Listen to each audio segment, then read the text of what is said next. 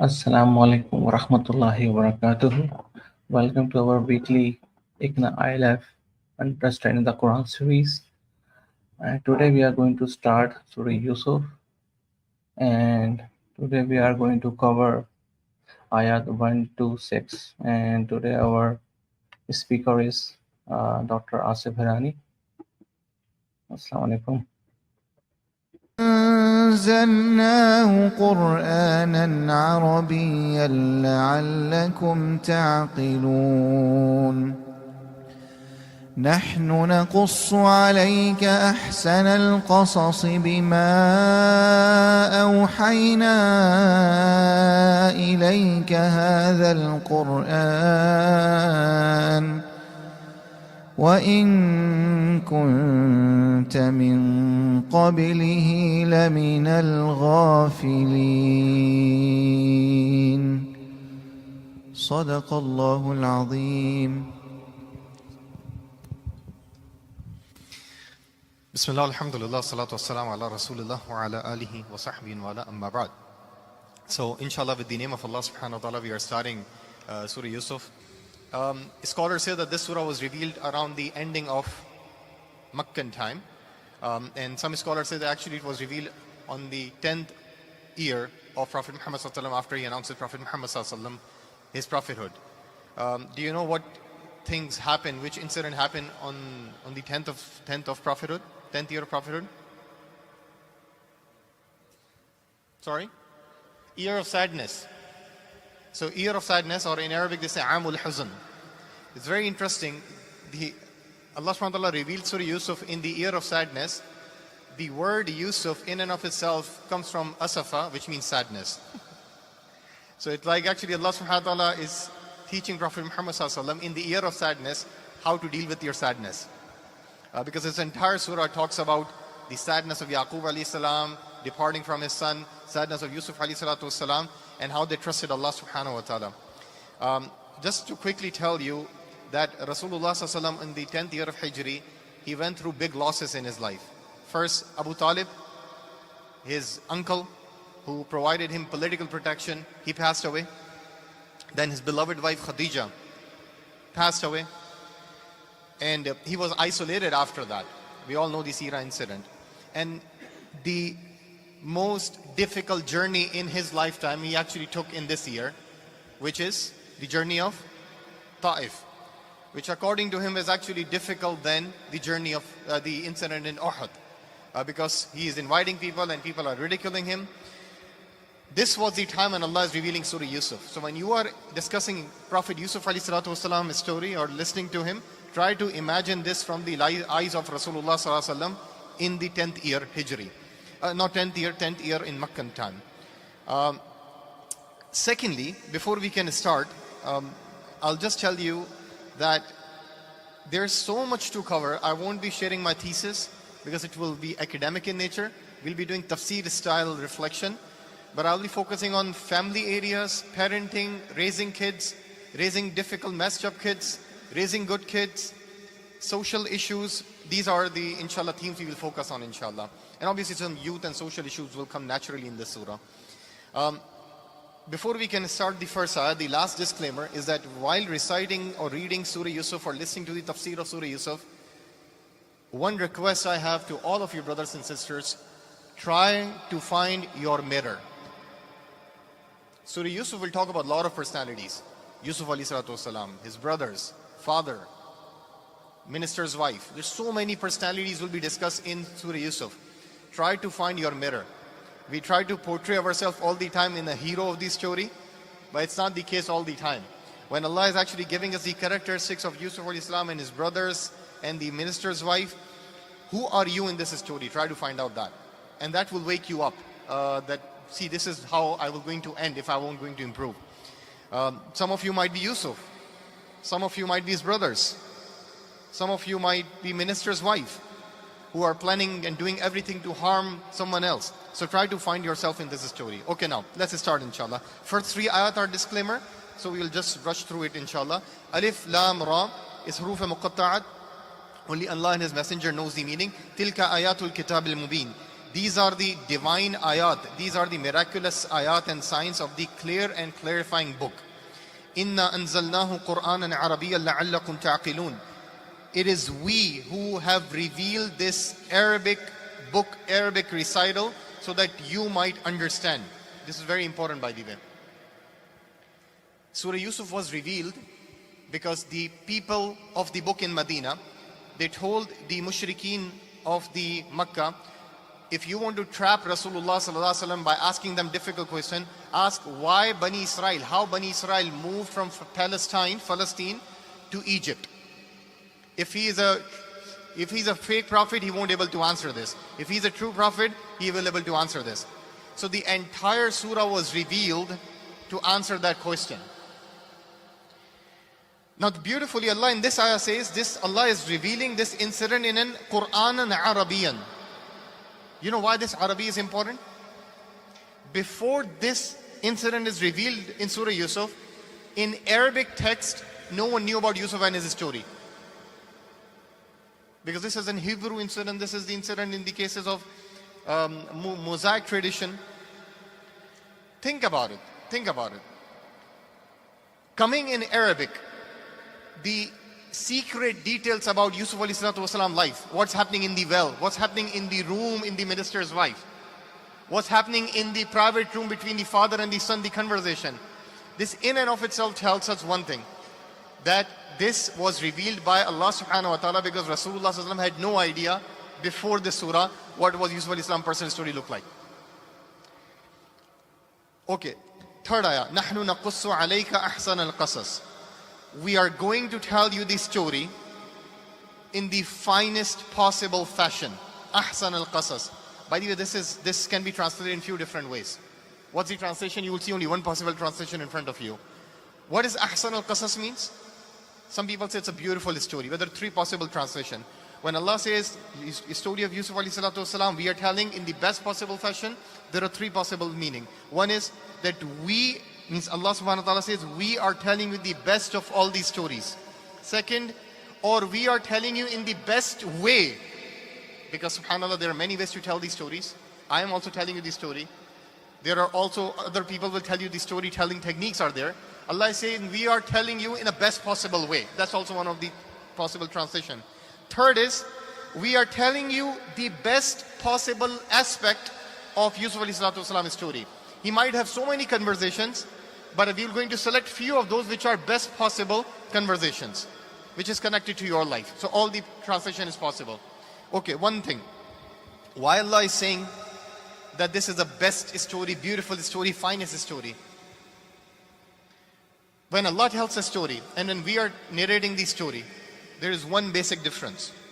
Whenever Allah tells the story, there's only one goal in the mind of the Sharia, and that is guidance. So that we can learn lesson, we can apply. When anyone else is telling you the story, they might have different goals. Attention grabbing, storytelling, making money out of it, monetization. Allah subhanahu wa ta'ala is telling the story for one reason, so that we can learn and we can apply.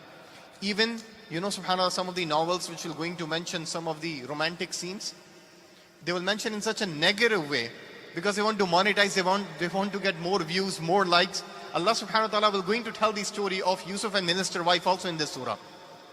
But he will tell in such a beautiful way that even with such a story, we will learn something positive. Because at the end of the day, the storytelling purpose is for the guidance, so that we can learn something out of it. Okay, now let's start inshallah. Now the story is starting about Yusuf alayhi salatu wasalam. By the way, Sheikh Asim, if you can come here, sit here right next to me inshallah.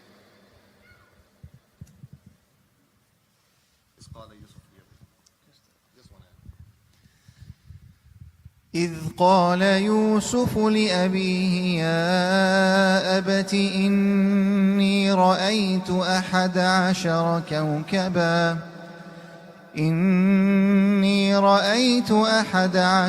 كوكبا والشمس والقمر رأيتهم لي ساجدين. One thing before I can move on. The last ayah says, وَإِن كُنْتَ مِن قَبْلِهِ لَمِنَ الْغَافِلِينَ. Think about it. Allah subhanahu wa ta'ala says, we are narrating you this story in the best possible fashion, and before this narration, before we are telling you, you were unaware of this. Whom Allah is talking to? Prophet Muhammad sallallahu alaihi wasallam. Did you think about this? Allah is saying to Prophet Muhammad sallallahu alaihi wasallam, even you didn't know this story. Just think deeply. How many of you have heard the story of Yusuf salam before coming tonight? Raise your hand. Most of you, right? MashaAllah. So it won't surprise you what will happen in this surah that much. When this was revealed on Rasulullah sallallahu alaihi wasallam, Rasulullah had no idea what the next scene will be. Think about it. As he is narrating this story, as he is telling to the Sahaba, he's saying, okay, next scene. He's not aware of what is happening. And in the story of Yusuf alayhi salatu wasalam, Allah is telling his story. That his brothers were going to throw him in the well. Your brothers were going to isolate you. Brothers of Yusuf alayhi salatu wasalam isolated, and he had to go to Egypt. You have to go to Medina. Soon down the road he will come and become the king of the Egypt. Soon down the road you will come and conquer the Makkah. Soon he will going to forgive his brothers. Soon you will going to forgive your brothers in Quraysh. La tasriba alaykum al-yawm. So can you imagine the emotional state of Rasulullah sallallahu alaihi wasallam as he is narrating this story, listening this story for the first time? Because Allah says, before this you were not aware, because this is not very common in the Arab language or Arabic history. Now Allah starts the story. By the way, there are different scenes. Some scholars say there are 10 or 11 different scenes. Whatever scenes are important for our guidance, Allah mentioned that. So Yusuf alayhi salam might have many conversations with his father, but this particular conversation, by the way, is very important for teenager kids and for parents here. It's so important that Allah subhanahu wa ta'ala narrated this and made a part of the Quran so that all of us parents, kids can learn from this. Allah subhanahu wa ta'ala says, إِذْ قَالَ يُوسُفُ لِأَبِيهِ. When Yusuf alayhi salatu wasalam said to his father, by the way, some scholars say Yusuf alayhi salatu wasalam during this conversation was 7 years old. Remember this, 7 years old. Yusuf alayhi salatu wasalam went straight to his father. He said to his father, Ya abati. Now can you see Arabic? Did you see a repetition of Isqala Yusufu li abihi ya abati? The word abi came twice. This is actually to tell you that Yusuf alayhi salatu wasalam had a special relationship with his father. Right? He went straight to his father and he said, Oh my beloved father. Okay. Ya abati, O my beloved father, inni ra'aytu ahada ashara kawkaban wa shamsa wal qamara ra'aytuhum li sajidin. I saw 11 stars and a sun and a moon, and I saw them bowing down to them, doing sajda to me. 11 stars and a sun and a moon. Okay. This is very important for the parents. First, Yaqub alayhi salatu wasalam, how many kids he have? 12 we know from the Quran. There other biblical tradition tells us one more sister, but at least 12 sons. Think about it. If father have a 12 kids, how many of you have 5 kids? Can you raise hand? No one? Okay, mashallah, 1. I have 3. And I know as a father and as a mother how busy we get if we have 2, 3, 4 kids, right? He have 12 kids. Think about it. 7-year-old son is coming without appointment. He's a prophet. You have 12 kids. He is more busier than us. And his son is coming. Dad, I saw a dream I want to actually discuss with you. 12 kids. And he is giving his son time. Isn't it surprising? And he's not even giving time. He's actually listening and advising in a beautiful way what you should do with this. Oftentimes we say that we are busy. We don't have time to give to our kids, subhanAllah. So if you want to be Yusuf alayhi salatu wasalam, or if you want to have a Yusuf alayhi salam in your family, let be Yaqub alayhi salam first. Right? That's a very important point. Second, isn't it surprising? Wallahi, I found it really surprising. Yusuf alayhi salam saw a dream, and you talk about that dream. He could have went straight to his auntie. He could have went straight to his 11 brothers. He could have went straight to someone else. Why he went straight to his dad? And that dad is highlighted twice in this ayah. Think about it. Because he had the confidence that my dad will listen to me and my dad will going to actually advise me. How many of our kids, I'm not bashing dad, I know there's a culture of bashing dad in our modern society, but believe me, I'm not from that culture. But at the same time, we need to raise awareness that some of the dads are not actually giving attention to their family. How many of our kids will be comfortable in coming straight to the dad? That dad, someone bullied me today in school. Someone did this. I actually have to discuss something with you. Sometimes kids are not comfortable in going to that. We are learning here that Yaqub alayhi salam has such a beautiful relationship that he straight, Yusuf alayhi salam went to his father, subhanAllah. Okay, what did he say? He says, Ya Abati, I love you, Dad. I saw 11 stars and a sun and a moon doing sajda to me. What does it mean? Tell me, what does it mean? 11 stars and a sun and a moon doing sajda to me. His 11 siblings and his father and his auntie. His mom passed away at the birth of Binyamin. Okay. Surprising. You know the interpretation. Yusuf alayhi salam, some scholars say Yusuf alayhi salam know the interpretation at this point. How? Because at the end of the surah, when the brothers will do sajda, he said this is actually the dream interpretation. So he said, I saw 11 stars and a sun and a moon doing sajda to me. But then he felt how to say it in a respectful way. He says, and I saw them doing sajda to me. If you see this ayah, Ra'itu word came twice. I saw 11 stars and a sun and a moon. How did you see, Habibi? I actually saw them doing sajda to me. This is a way of a humble person.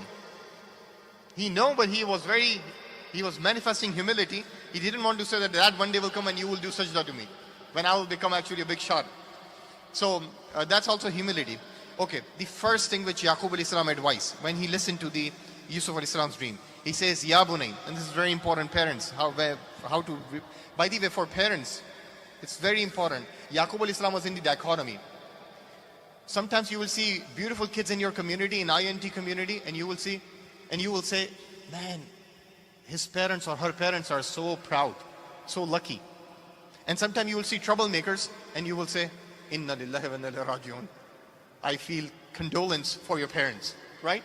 What about Yaqub alayhi salam? Yaqub had a son like Yusuf, and Yaqub had sons like pathological liar, who will kidnap his own brother. Now see what Yaqub alayhi salam is doing. Yusuf saw the dream, Yusuf shared the dream. Yaqub alayhi salam, first thing he says, Ya Bunay, what did he say?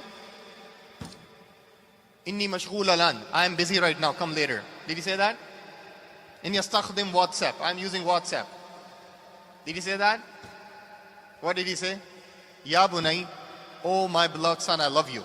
He's expressing love. Then he says, La taqsus ru'yaka ala ikhwatik. First advice, he said, okay, who is Yaqub alayhi salam? He's son of Ishaq, prophet. Who is Ishaq? Son of Ibrahim, a prophet. They know Bani Israel. Bani Israel is Bani Yaqub. Yaqub in Hebrew is called as Israel, the title. So when we say Bani Israel, that's the children of Yaqub. Remember this. He knew that one of my sons have to be a prophet because of the generation. When Yusuf alayhi salam shared this dream, he knew exactly where it's going. The first thing he says, La taqsus ru'yaka ala ikhwatik. Yusuf, Habibi, do not share this dream on your Instagram. La taqsus ru'yaka ala ikhwatik. Do not share this dream with your brothers. فَيَكِيدُ لَكَ كَيْدًا. They might harm you. You know what? At the parenting level he's doing? He's actually making real men, not a baby boy. You know, many times we have this false bubble in front of our kids. No, everything will be fine. If you are good, people will be good. No. The reality is jealousy exists. You need to be careful what you are sharing with people. And people will going to plan to harm you if you have something. So you need to be very careful about your surrounding. And then later on he balances in a beautiful way.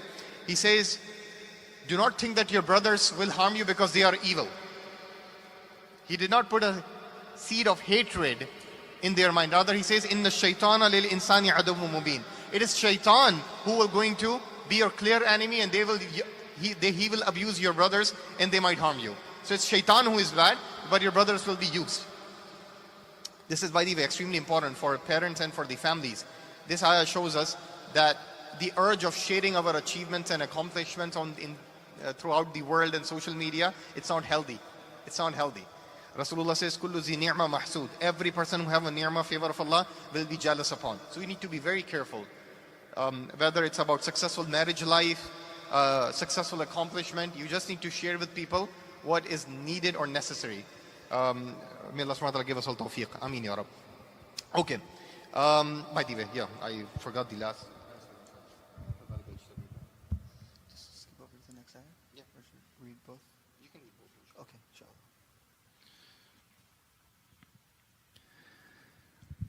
قال يا بني لا تقصص رؤياك على إخوتك فيكيدوا لك كيدا إن الشيطان للإنسان عدو مبين وكذلك يجتبيك ربك ويعلمك من تأويل الأحاديث ويتم نعمته عليك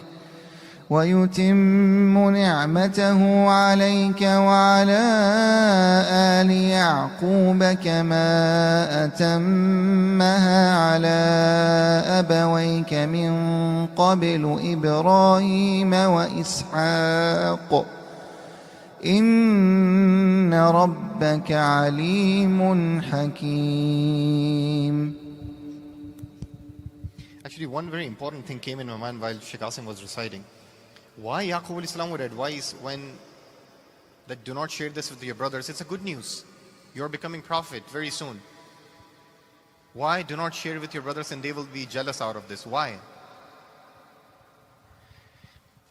You will see this pattern in actually modern day. Do people get jealous over religious title and they try to harm each other over religious leadership? Absolutely. You might think if you're not that religious that this is not the case. People use any leadership role and they will get jealous with each other. Tooth and nail fighting will happen. You might not be able to see that. Yaqub al-Islam realized this because he's a prophet himself. So he says, this will happen potentially, so don't do this. When we see in our communities, one Muslim community is fractured to other communities, most of the time it's inner jealousy. It's inner problem, subhanallah, which is a root cause of the division. Okay, now, Yaqub Islam said, do not share this with your brothers. And your brothers might not do something because they are bad, but your brothers will going to follow shaitan because shaitan is bad. Then he advised Yaqub, then his advice continues. Look at the fatherly advice, subhanallah, how much time he's giving to the son. He's not saying I have to go to work. And Yusuf did not take any appointment. Dad, Saturday morning, 9 a.m., we have to go and we have to talk about something. He saw a dream, all of a sudden he entered in a room. And Yaqub is listening and giving him advice. كَذَلِكَ يَجْتَبِيكَ رَبُّكَ كَذَلِكَ يَجْتَبِيكَ رَبُّكَ. And Yusuf, that's how Allah subhanahu wa ta'ala will going to nurture you and He will select you. Very soon in the future you will be selected. Very interesting. Which word he used in Arabic? كَذَلِكَ يَجْتَبِيكَ. Okay, in Arabic there are a few words that Allah will select you. Istafa also is used. But here Allah subhanahu wa ta'ala uses yajtabika. Yaqub uses yajtabika. You know why ijtaba in Arabic is called as you are selecting someone out of mercy of Allah subhanahu wa ta'ala, out of favor of Allah subhanahu wa ta'ala. That person did not do any effort to gain that title. Istafa is the selection when that person made an effort and he's selected. Yaqub al-Islam is making sure that my son stays humble. He says, كَذَلِكَ يَجْتَبِيكَ رَبُّكَ. And that's how Allah will select you. Your Rabb will nurture you and He will select you. Not because you have done something, but because Allah subhanahu wa ta'ala have done a favor on you. وَيُعَلِّمُكَ مِن تَأْوِيلِ الْأَحَادِيثِ. And He will going to teach you. He will going to give you tools and resources because you need to make some tough decisions. Min ta'wil al-hadith, about all kinds of crisis management, dream interpretation, and all kinds of speeches. Hadith can be translated in many different ways. وَيُتِمُّ نِعْمَتَهُ عَلَيْكَ وَعَلَىٰ آلِ يَعْقُوبَ كَمَا أَتَمَّهَا عَلَىٰ أَبَوَيْكَ مِنْ قَبْلُ إِبْرَاهِيمَ وَإِسْحَاقَ. And He will going to complete His blessings over you and the family of Yaqub alayhi salam as He did for the case of Ibrahim and Ishaq alayhi salam. Tell me why He is mentioning that you will going to go through the same thing in the life what Ibrahim alayhi salam went through and Ishaq alayhi salam went through. Any idea? Yes. Absolutely. Ibrahim alayhi salam life was easy or difficult? Difficult. A young person, he have to challenge his father, idol manufacturer. He was kicked out of his house. He was thrown in the fire. He have to leave his family in the desert where nothing is waiting for them except death. Then he have to slaughter his son until Allah replaces that with an animal. Full of sacrifices, full of sacrifices. Allah subhanahu wa ta'ala, He is reminding Ibrahim alayhi salam at this point when the son is very young that see Allah is selecting you, but this path is not easy. You will be tested, get tough. You know, this is a way how you raise the kids. Don't put them under the bubble. No, nothing will happen to you, beta. Nothing will happen to you. No. Teach them, love them, nurture them like Yaqub alayhi salam is doing. Like he's saying, Ya Bunay. But at the same time, teach them reality that life is going to get tough only from this point. You need to get mature enough. And then he's connected with Ibrahim alayhi salam with Ishaq. You know why? Ibrahim alayhi salam with Ishaq. Why not Ismail? When Ibrahim alayhi salam got Ishaq alayhi salam, very late in his life. Did you see something? Ibrahim alayhi salam had to wait to meet Ishaq alayhi salam for such a long time. Actually, Ishaq was born after Ismail. This is a sign that a separation might come. Difficulties will come. You might not be in my lap all the way. But all will be good, inshallah, because this is a part of the journey. Everyone have to go through all the prophets, especially our Ibrahim alayhi salam. Okay.